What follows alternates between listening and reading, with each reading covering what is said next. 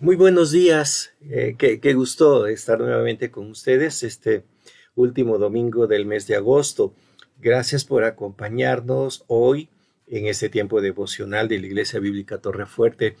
Y hoy, pues, quisiera yo cerrar más o menos la parte que hemos estado estudiando en los días que han pasado. Ya saben que hemos estado hablando del tema general de iglesia, que habla de una iglesia que se crea bajo la firmeza de la doctrina. Y hemos estado hablando, el tema general de esta serie ha sido siervo fiel, iglesia firme. Muy bien, pues continuando con esta idea que tenemos ahora, ¿no? De una iglesia bien fundada en la doctrina, pues quisiera yo seguir comentando el texto de la primera carta de Timoteo, el capítulo 3. Ya hemos estado analizando todo lo que Pablo nos dice acerca de la importancia de que el liderazgo sea un liderazgo con buena doctrina, con buenos fundamentos. Cuando termina toda esta sección, el apóstol Pablo hace una declaración muy interesante que a mí me llamó mucho la atención y es la que quiero comentar con ustedes. Al finalizar el texto, el apóstol Pablo le dice a Timoteo: esto te escribo, aunque tengo esperanza de ir pronto a verte, para que sepas, si tardo, cómo debes conducirte en la iglesia de Dios. Me llamó la atención este pasaje porque me hizo pensar que cuando Pablo le escribió todas estas cosas a Timoteo, lo hizo con el propósito de que Timoteo empezara a crear, como vemos en este texto del capítulo 3, versículo 15, empezara a crear una forma de conducirse, es decir, una conducta dentro de la iglesia. Obviamente yo sé que Pablo no estaba diciendo: mira, dentro de la iglesia te vas a comportar así y fuera de la iglesia eres libre de hacer lo que quieras. No, yo creo que lo que Pablo está haciendo aquí básicamente con Timoteo es decirle: mira, Timoteo, el trabajo de la iglesia requiere conducta. Y obviamente esa conducta, como hemos visto en las características de los obispos, de los líderes, no solamente tiene que ver con la forma de comportarse en la iglesia, sino fuera de la iglesia, ¿verdad? Porque precisamente teníamos uno de las características de un líder es que tenga buen testimonio con los de afuera. Entonces eso significa que su conducta era una conducta que tenía que manifestarse aún fuera. Pero volviendo al tema de la conducta, ¿verdad? Pablo le dice a Timoteo: quiero que aprendas a conducirte, que tengas buena conducta. Cuando leí este texto aquí, dice que sepas cómo conducirte, me llevó a preguntarme cómo es que una persona crea su forma de conducirse. ¿Cómo es que creamos nosotros una conducta? Yo sé que valoramos la conducta y decimos, a veces decimos buena conducta o mala conducta, pero lo que me preocupa a mí es pensar cómo es que esa buena o mala conducta se llega a generar. Y yo quisiera compartirles con ustedes estas ideas porque probablemente les puedan ser de ayuda, ¿verdad? Tanto para la modificación de conductas en nosotros, como también para ayudar si tienen niños pequeños en su casa en la formación de ellos. Cuando nosotros estamos hablando de conducta, en la Biblia vamos a encontrar algunos consejos muy buenos que nos van a llevar a concluir cómo es que una persona genera o crea una conducta X, ¿no? Buena o mala. Espero que obviamente nosotros pensemos en conductas buenas, ¿verdad? Y eso es lo que buscamos. Cuando estaba pensando en esto, lo primero que me vino a la mente es ese famoso pasaje de Proverbios, donde el autor nos dice, instruye al niño en su camino y cuando fuere viejo no se apartará de él. Eh, Me hizo realmente recordar varias ideas. Cuando leemos este texto de Proverbios, normalmente nosotros lo que pensamos es que debemos atosigar a nuestros hijos con la palabra de Dios, ¿verdad? Cuando dice instruye al niño en su camino, nosotros pensamos que debemos nosotros forzarlo a conocer la Biblia, a conocer la palabra de Dios, etcétera, ir a la iglesia y demás. Eh, la verdad es que una vez escuché a uno de mis profes que decía que cuando hablamos de capacitar a los niños en su propio camino, nos decía que observáramos precisamente que el texto dice, instruye al niño en su camino. Y la palabra camino, nos decía él en la Biblia, significa su forma de vivir. Es decir, cuando nosotros tenemos a un pequeño, debemos de aprender a conocer en el niño cuáles son sus lados fuertes y sus lados débiles, ¿verdad? Y debemos empezar a hacer que el niño se conozca a sí mismo y pueda trabajar en aquellas cosas en que él sabe que puede trabajar, en aquellas cosas que él sabe que tiene la habilidad de desarrollar. Esto suena un poquito a pedagogía, a paidología, dicen algunos por allí, ¿verdad? Pero sí tiene mucho que ver porque acuérdense ustedes que en el pueblo de Israel los niños tenían que aprender oficios y no era lo mismo aprender un oficio de carpintero que hacer un oficio de pastor de ovejas, ¿verdad? Son diferentes. Y el padre tenía que reconocer si el chico tenía habilidades para esto o no. Y entonces el padre tenía que alimentar al niño en su camino. ¿Para qué mi hijo es bueno? Obviamente, sin hacer a un lado el hecho de que somos responsables de compartir con ellos todas las verdades espirituales, el amor a la fe, el amor a la iglesia, el amor al Señor, ¿verdad? Sí tenemos que ayudar a los niños a ser ellos mismos. Esto es el primer paso en la creación de conductas, porque cuando el niño sabe lo que es y sabe cómo lo debe de hacer, el niño va a estar conforme con lo que está haciendo. Pero si nosotros lo forzamos a hacer cosas que no son sus habilidades, que no son sus capacidades, vamos a empezar a crear en él frustraciones. ¿A dónde voy con esto? Bueno, si nosotros estamos creando conducta, uno de los factores que debemos tener en cuenta es que el niño pueda desarrollarse a sí mismo como lo que es él, ¿verdad? Entonces, voy a poner un ejemplo aquí, ¿no? Yo no sé si al analizar la escena de tus pequeños, de tus hijos, o en tu propia experiencia, a ti te gustaba y te fascinaba y eras bueno para, por ejemplo, jugar fútbol, ¿verdad? Pero tu papá, ¿verdad? No le gustaba el fútbol. Él había sido nadador y entonces te llevaba a la piscina y te hacía nadar a fuerza. ¿Cómo te sentías? Es cierto que los dos son muy buenos, ¿verdad? Y nadar es precioso, pero a ti te fascinaba jugar fútbol y en lugar de estar metido en el agua, tú querías estar en la cancha. Eso crea entonces ciertas actitudes. ¿A dónde vamos con esto? Bueno, pues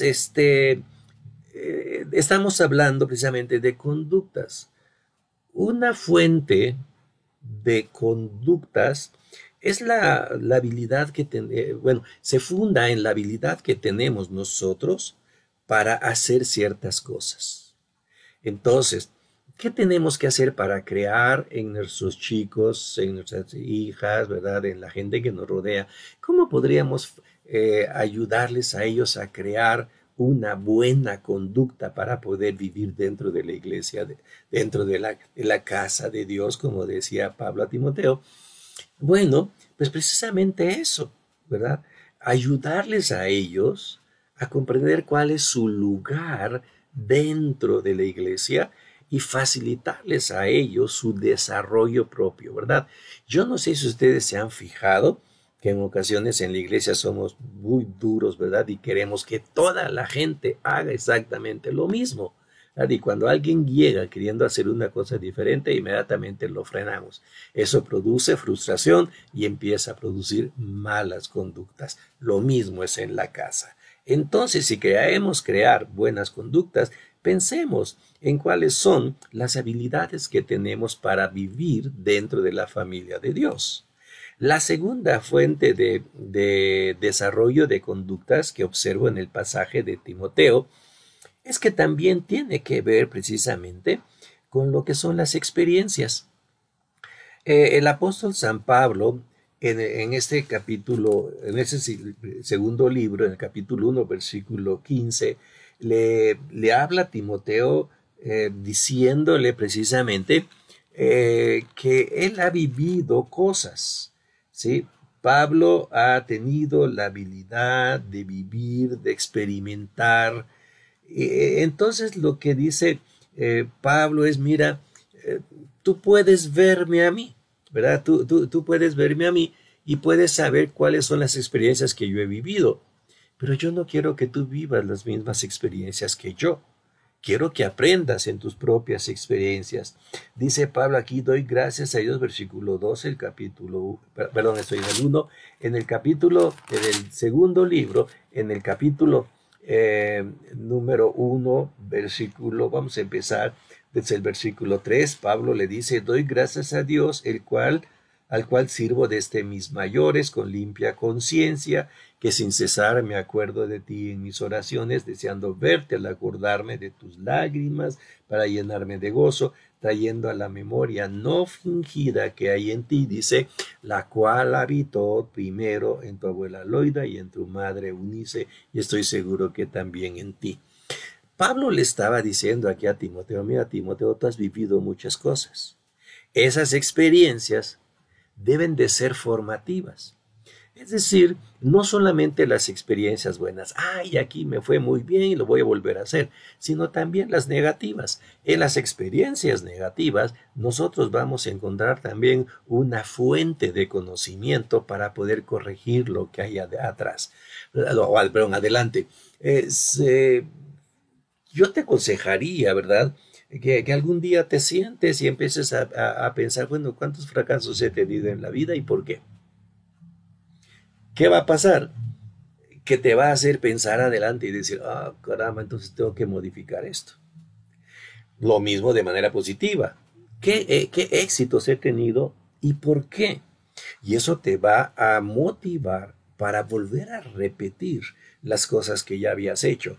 Y eso va a ir formando en nosotros hábitos, conductas. Entonces, fíjate bien, como decíamos, como en Proverbios, ¿no? Si empiezas a conocer tus áreas fuertes, tus áreas débiles, si empiezas a conocerte a ti mismo, tú vas a empezar a trabajar en las cosas con buena conducta. Si también empiezas a pensar en tu experiencia, obviamente, ¿no? Vas a poder desarrollarte ampliamente y poder tener conductas buenas, conductas que te ayuden y te faciliten la vida. Pero hay una tercera fuente de conducta, una tercera fuente que alimenta la conducta y que es muy, muy importante y es a lo que Pablo está refiriéndose mucho en la segunda y primera carta a Timoteo, y son las convicciones. Si uno piensa en las convicciones, uno tiene que saber que las convicciones, en primer lugar, vienen de cierta información que tenemos. Yo no sé, pero sí, a lo mejor te ha pasado a ti que te has encontrado con personas que de pronto dicen, es que yo no puedo esto. Y no es que no puedan, sino que ya se bloquearon, ya llegaron a una convicción de no poder, ¿verdad? Y no podemos, y no podemos, y no podemos. cuando yo me encuentro con personas que dicen es que no puedo, me gusta hacerles una pregunta. ¿Realmente no puedes o es que ya no quieres? ¿Qué significa eso? Que tantas veces hemos fracasado que llegamos a la convicción de decir no puedo.